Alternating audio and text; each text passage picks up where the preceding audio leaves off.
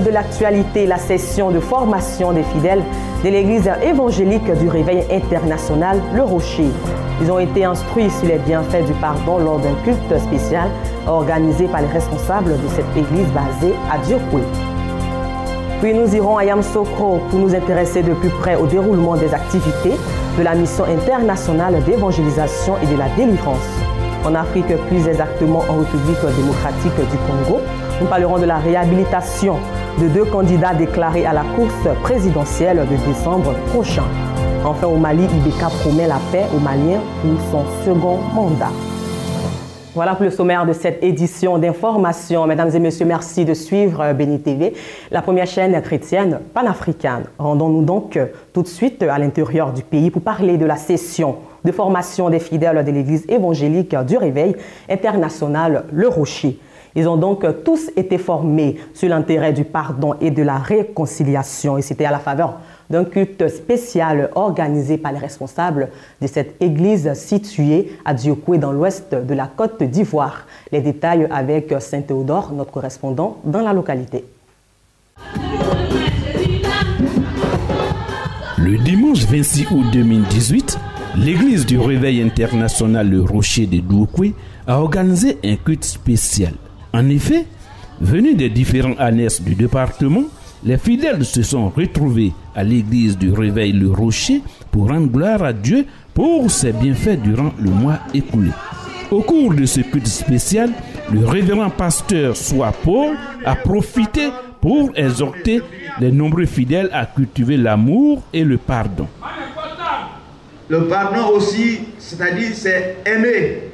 La Bible dit l'amour couvre une multitude de péchés. Quand tu aimes quelqu'un et qui t'offense, tu dis je te pardonne, c'est pas grave, tu peux partir. Alléluia.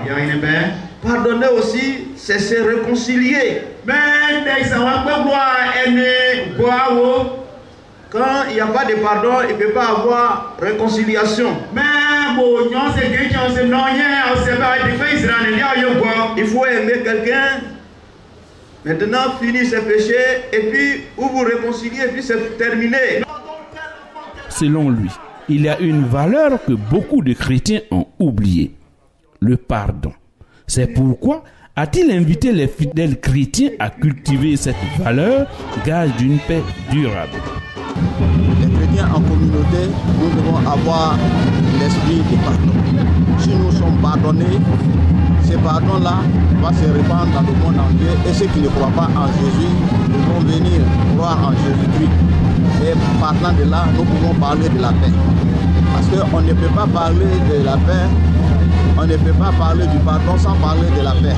La paix, pour avoir la paix, il faut avoir l'amour.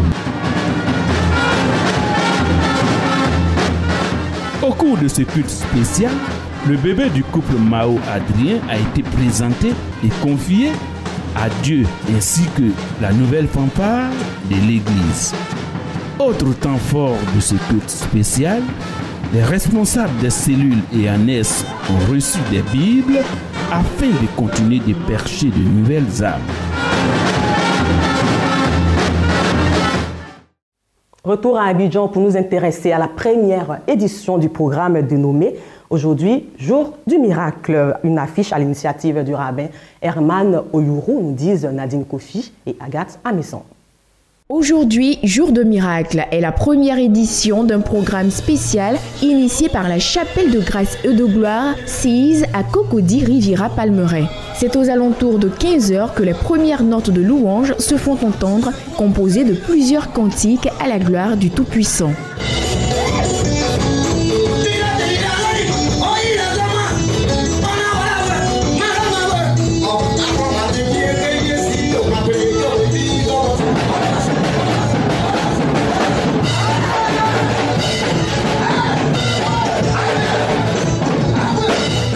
Après la louange, la prière et l'intercession, place à la présentation des hommes de Dieu invités. Les différents orateurs qui se sont succédés au pupitre ont enseigné le peuple sur le thème « Il y a un Dieu ». C'est tellement que tu es rentré ce soir comme un malade. C'est tellement que tu es rentré ce soir comme quelqu'un qui a un problème. Mais la Bible dit, personne ne peut entrer dans la présence de Dieu et sortir tel qu'il est entré. J'annonce à quelqu'un ce soir que tu sortiras comme un Dieu. Tu sortiras comme une réponse. Tu sortiras comme une solution. Tu sortiras comme une exaucement de ta famille. Celui qui me dit Amen bien, devient le propriétaire de cette parole. À son tour, le rabbin Oyuru Herman, initiateur du programme, a conduit le peuple dans un moment intense de délivrance et de restauration. Oh yes.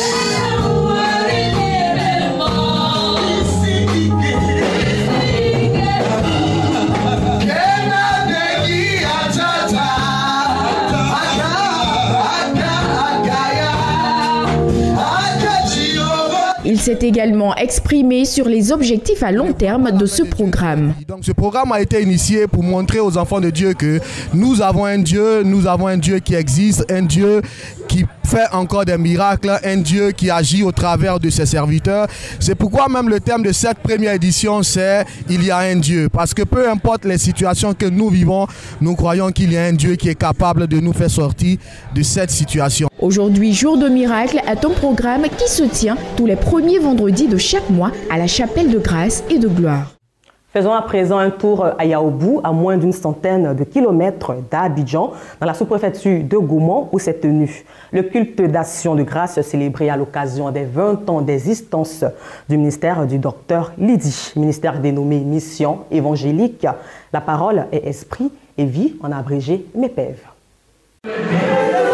Du 17 au 18 août 2018, la mission évangélique La Parole est Esprit et Vie, MEPEV, a célébré les 20 ans de ministère du docteur Lydie et a procédé par la même occasion à la dédicace de son temple de Yaoubou à Sikinsi. La cérémonie a débuté par une procession des fidèles dans le village de Yaoubou, et cela dans la journée du vendredi 17. Le samedi, c'est par la louange que les fidèles ont traduit leur joie pour ce double événement. Le volet des allocutions a eu pour temps fort le message du parrain, le prophète Élie, pasteur principal de la mission évangélique La Parole est Esprit et Vie. L'homme de Dieu a remercié le Seigneur pour un tel moment. Dans son propos, il a voulu présenter le temple comme un lieu où la parole devra être prêchée et les malades devront y trouver du repos et la guérison. Nous, on pensait adorer Dieu, mais on ne sait pas comment adorer Dieu. On mélange, on prend caillou, on prend l'eau, on considère notre Dieu.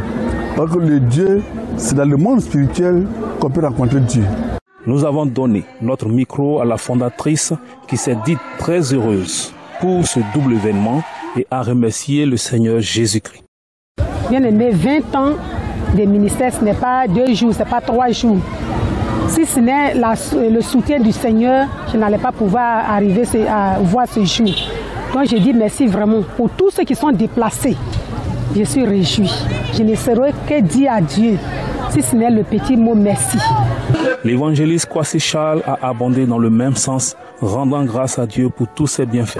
Cette double cérémonie de dédicace et de 20 ans d'anniversaire du docteur Lydie s'est achevée par un repas que tous les invités ont partagé, ainsi glorifiant le Seigneur pour ses bienfaits. Une semaine dédiée à l'Éternel Dieu avec en prime une collecte de fonds pour la construction de sa cathédrale. C'est une initiative de l'Église évangélique glorieuse dirigée par le pasteur Nyamia Dominique, situé à Angré-Ladjibi dans la commune de Cocody. Cette confession religieuse vient donc de boucler la première édition de son programme dénommé La Semaine Glorieuse, débutée ce 29 août dernier. Ouverte le 29 août dernier, la première édition de la Semaine Glorieuse organisée par l'Église Glorieuse située à Angré-Ladjibi a pris fin ce dimanche. Cette semaine était un moment dédié à l'Éternel Dieu pour le célébrer, le glorifier et ramener à lui des âmes. Et cette première édition était dédiée à la collecte de fonds pour la construction de la cathédrale. Pour la clôture de cette semaine glorieuse, la journée a débuté avec un culte spécial au cours duquel le prophète Niamey Dominique, président de l'Église, a exhorté les fidèles au changement, à la fois sur Ésaïe 65, versets 21 à 24. Autre temps fort de la cérémonie, ce sont les moments de délivrance et de restauration du peuple de Dieu. Le prophète Niamey Dominique en a profité pour dérouler à tout son programme et sa mission. Dieu a mené l'église du Seigneur à passer une semaine dans la présence de son Dieu, ça fait du bien. Voilà un peu cette vision que nous avions et en même temps présenter notre chef-d'œuvre qui est construit cette cathédrale. C'est pourquoi nous sommes en train de faire cette semaine glorieuse aussi pour encourager les enfants de Dieu, où qu'ils soient, à venir nous soutenir dans cette œuvre parce que nous le faisons pour la gloire de Dieu. Louange, adoration et bénédiction étaient au rendez-vous de ce culte qui marque l'apothéose de cette semaine glorieuse en présence de plusieurs hommes de Dieu venus soutenir leurs corélégionnaires. Dieu lui-même va se révéler à nous. Il va vous donner des messages. Quand vous allez venir, on va interpréter ce message. Que Dieu vous bénisse. Un méga concert avec des chantres bien cotés de la place, à savoir Germain Kuiper, Annie Apata, Kwasi et Moyo le prédicateur, ont marqué la fin de cette semaine glorieuse, moment de partage à l'église glorieuse. Témoignages et impressions étaient au rendez-vous. L'église glorieuse d'Angré-Ladibi existe depuis maintenant 13 ans. Je viens de Paris.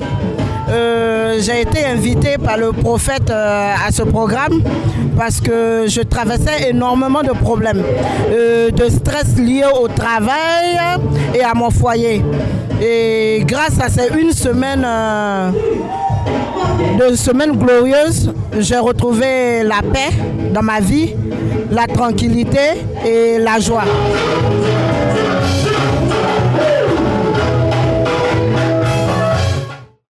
À présent, rendons-nous à Yamoussoukro avec Nadine Kofi pour nous intéresser davantage aux activités de la mission internationale d'évangélisation et de délivrance. Je voudrais dire merci à Dieu pour sa grâce qui a été avec nous tout au long de cette semaine. Aussi merci à mon surintendant de région qui nous a fait confiance et qui a bien voulu que ce soit nous qui venions pour traiter ce thème-là. Nous voulons dire merci aux fidèles qui tout au long de la semaine, malgré la pluie, étaient présents. Et nous prions que Dieu bénisse le peuple de Dieu. Nous prions aussi que les chrétiens de tous lieux et de tous horizons qui ont fréquenté ce lieu, comme le directeur de culte le disait tantôt, puissent répondre à l'appel, que c'est le moment de bâtir quelque chose pour notre Dieu. Nous avons 3 pasteurs au niveau de l'église et nous voulons, à ce stade où nous sommes, bâtir des résidences, une cité pour nos pasteurs et pour que le nom de notre Dieu soit glorifié. La participation de tous est vivement souhaitée. Éducation à présent, la rentrée scolaire 2018-2019 s'annonce. Les élèves regagnent très bientôt les salles des classes après la longue période des vacances. En prélude au premier jour de classe, les librairies communément appelées librairies parterres et conventionnelles ont tout mis en œuvre pour satisfaire la clientèle.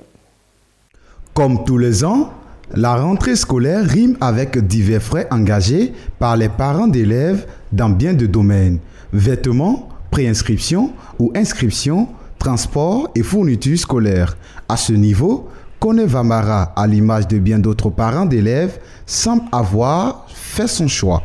Celui des revendeurs occasionnels communément appelés librairies parterres. En fait, j'ai préféré la librairie parterre parce que là encore, je gagne les livres deuxième choix. C'est-à-dire les livres que les enfants ont utilisés antérieurement, ils viennent les vendre au libraire et puis bon, maintenant moi, je les prends un peu à un bon coût. Comme lui, ils sont plusieurs parents à faire ce choix des revendeurs pour, selon eux, les coûts accessibles. Compte tenu de la rareté des moyens et du fait également que nous avons beaucoup d'enfants. Il faut se dire qu'en tant que parents d'élèves, nous avons pratiquement près de 6 élèves dans tous les niveaux scolaires, du primaire au secondaire jusqu'à l'université. une rentrée scolaire au bas mot par chaque parent d'élève par niveau, c'est à moins 50 000 francs pour fourniture scolaire. Donc quand vous regardez avec les 4 niveaux, le choix est fait directement vers les librairies parterres en premier lieu. Et puis par la suite, maintenant, on va se diriger vers les librairies classiques. Chez ces revendeurs de livres d'occasion, on y trouve des ouvrages destinés aux élèves du primaire au cycle supérieur, en passant par le secondaire et ceux des lycées. Ces livres, pour la plupart, frappés de vétusté, sont pratiquement cédés à des prix réduits. Nous vendons des livres du primaire, secondaire, universitaire, avec des documents de droit, médecine, marketing, gestion, ressources humaines. On vend un peu de tout quand même, mais c'est en occasion. Nous, on ne vend pas des nouveaux. Les livres du primaire, seconde main, nous faisons à 1000 francs. Secondaire, ça dépend des livres. 2000, 2500, 3000, 3500. Installé depuis 10 ans pour certains et 20 ans pour d'autres, la vente des livres d'occasion est un véritable business familial. Ici, le troc est même permis. J'ai fait la librairie par terre, ça au moins 20 ans. Voilà, l'avantage pour la librairie par terre, quand les parents viennent acheter les livres, il y a des occasions. Après, quand ils vont utiliser, quand l'année finit comme ça, ils gardent. Après, ils reviennent avec ça, ils viennent faire troc. Si tu envoies le livre de CE1, si c'est bien propre, si on doit donner le livre de CE2, bien propre, on voit équivalent de 500 de changement. Vous ajoutez 500, au lieu de 1800, le nouveau, ça vous revient à 500. Si par manque de moyens, certains parents payent les fournitures de leurs enfants chez les revendeurs de livres d'occasion, d'autres par contre préfèrent les librairies conventionnelles. J'ai pour habitude à chaque rentrée scolaire de venir faire les achats à la librairie Siloé. Et il se trouve que dans l'école de mes enfants, Siloé, la librairie même se déporte dans l'école pour pouvoir faire les achats. Donc quand il y a un manquant là-bas, je me rends à la maison mère ici pour voir s'il y a les compléments de fourniture. Et j'aime cette librairie-là parce que la majorité des fournitures scolaires s'y retrouvent en fait. Ici, on trouve les livres de religion, maternelle, primaire, secondaire, universitaire et bien d'autres ouvrages rangés par rayon. Tandis que certains viennent pour préparer la rentrée, d'autres amoureux de lecture viennent faire des achats pour se cultiver. Donc là, on est venu dans la librairie pour les fournitures de ma petite sœur qui est ici, qui fait sa rentrée, c'est quand le 10. Et puis moi, j'en ai profité pour regarder un peu dans la librairie les ouvrages. Je cherchais en fait un ouvrage sur l'origine des wax. Bon, j'ai pas trouvé ici, mais j'ai trouvé le volume aussi que j'adore, que je lis beaucoup en France. J'avais lu les 3 premiers volumes de Aya Yopougon. Et puis là, je pense que je vais prendre les 3 derniers. Libraire de son état, dans une grande surface de la place, Babo Christophe rappelle que le libraire classique a acquis une formation lui permettant d'être à la fois bon conseiller et vendeur pour ce qui est de la qualité des œuvres. Alors, librairie conventionnelle parce que il y a ce qu'on trouve, on parle de librairie par terre, on dirait que ce sont des vendeurs de livres anciens, des bouquinistes, voilà. Donc c'est pas tellement des librairies, voilà.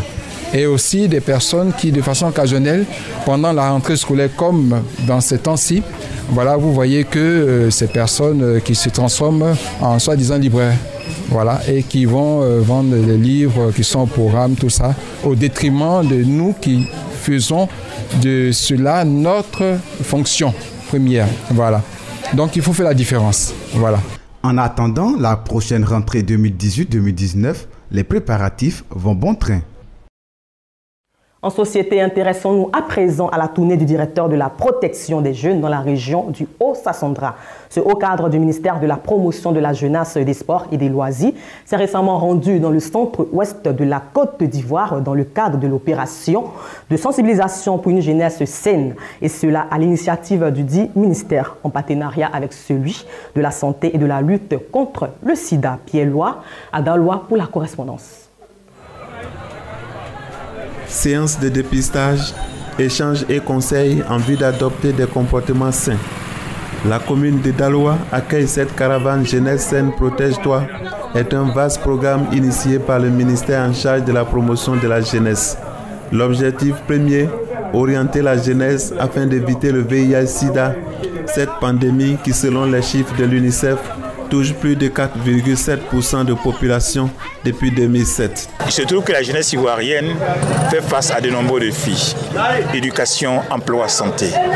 Sous cet angle, le ministre nous a instruit d'aller partout, dans tout le hameau ivoirien, pour donner des conseils aux jeunes, afin de renforcer leurs capacités de résilience et de les aider à être résistants face aux fléaux sociaux, grossesse précoce, prostitution, maladies sexuellement transmissibles ou infections sexuellement transmissibles.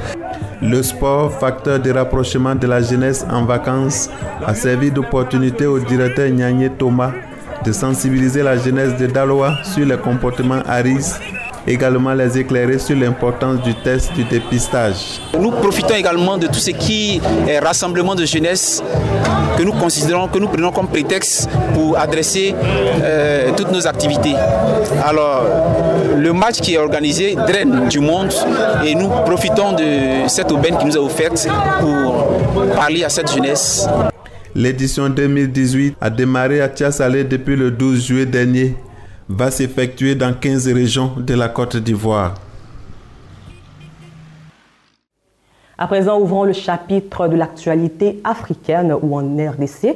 Il est question de la réhabilitation des 2 candidats pour la course à la présidentielle de décembre prochain.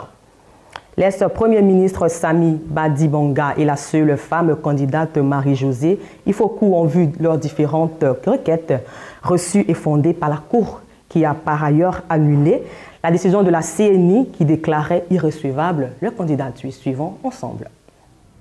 Présidentielle du 23 décembre 2018 en République démocratique du Congo, la Cour constitutionnelle a rendu son verdict. L'institution a réhabilité 2 candidats écartés par la Commission électorale nationale indépendante pour défaut de nationalité congolaise d'origine. L'ex-premier ministre Sami Badibanga et la seule femme candidate, Marie-Josée Ikofu, ont vu leurs différentes requêtes reçues et fondées par la Cour, qui a par ailleurs annulé la décision de la CENI qui déclarait irrecevable leur candidature.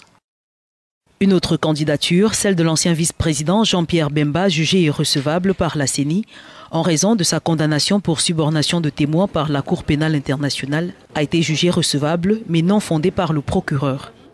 Même sentence pour l'ex-premier ministre Adolphe Mouzito, dont le recours a également été jugé recevable mais non fondé. Les 2 derniers candidats ne feront par conséquent pas partie de l'échéance électorale. Au total, 6 candidatures sur 25 avaient été déclarées irrecevables par la CENI pour cette élection jugée cruciale pour la RDC. Le président réélu du Mali, Ibrahim Boubacar Keïta, a prêté serment mardi à Bamako pour un second quinquennat et réaffirme la paix comme priorité absolue dans un pays en proie aux attentats djihadistes et où l'opposition conteste toujours sa victoire électorale. Ibrahim Boubacar Keïta investi pour un 2e mandat de 5 ans à la tête du Mali. Il a prêté serment ce mardi. Ibeka Rampil, après avoir remporté le second tour de la présidentielle avec 67,16% de voix contre 32,84% pour son adversaire Soumaïla Cissé, selon les résultats publiés le 20 août par la Cour constitutionnelle. Ce nouveau quinquennat est placé, selon l'intéressé, sous le signe du dialogue et du rétablissement de la sécurité. J'ai fait le choix de placer le retour de la paix et de la sécurité au rang de priorité absolue, en privilégiant la voie du dialogue intermalien, afin de transcender nos différences politiques et idéologiques au profit de notre amour commun pour la patrie malienne. Reste à savoir si Soumaïla Cissé, qui n'a toujours pas reconnu sa défaite à la présidentielle, acceptera cette main tendue. Un mot d'économie pour boucler cette édition d'information. Selon l'Office sud-africain de la statistique, le PIB de l'économie plus industrialisée du continent a baissé de 0,7 au 2e trimestre de l'année 2018, après avoir déjà dégringolé de 2,6% au premier trimestre. L'Afrique du Sud en récession, mardi, L'Office sud-africain des statistiques a fait savoir que le PIB du pays a baissé de 0,7% au deuxième trimestre de cette année. Une chute due au déclin des secteurs de l'agriculture, des transports et du commerce de détail. Le rand a chuté aussi par rapport au dollar à plus de 2%. Cette mauvaise nouvelle constitue une épine dans les pieds de Cyril Ramaphosa, le nouveau président sud-africain qui tente de relancer une économie en berne. Les analystes avaient prédit une croissance économique de 0,6% au cours du dernier trimestre. L'économie sud-africaine a besoin d'une croissance économique plus rapide si elle veut réduire le taux de chômage actuellement élevé dans le pays autour de 27% et atténuer la pauvreté et les inégalités qui alimentent l'instabilité. La production agricole a chuté de 29,2% au deuxième trimestre, tandis que le secteur des transports, des communications et du stockage a reculé de 4,9%. La production minière a augmenté de 4,9% et les finances de 1,9%. Mesdames et messieurs, ainsi se referme cette édition d'information réalisée par Armel Hadsan et Corépol. Merci de votre aimable attention à la première chaîne chrétienne panafricaine. La joie de notre Seigneur Jésus-Christ de Nazareth soit notre force en tout temps et en toutes circonstances. Bonne suite de programme sur Béni TV et sur le www.beni.tv.